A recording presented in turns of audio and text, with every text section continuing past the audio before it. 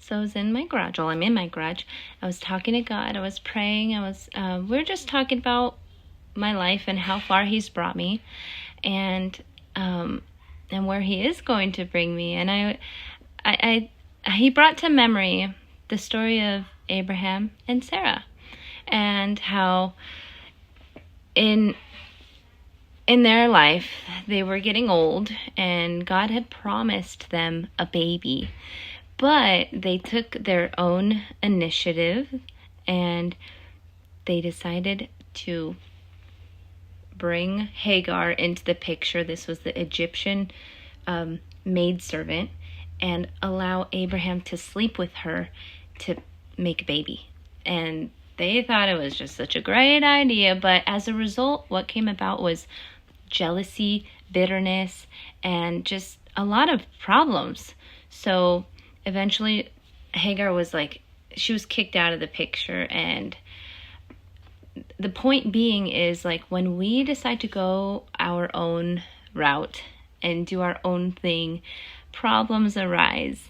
And God had already created this perfect picture of what He was going to do. And eventually Isaac came into the picture, the baby, the promised child. But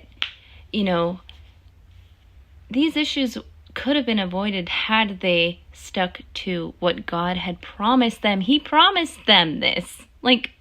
Hello? God is telling you He's going to give you a baby.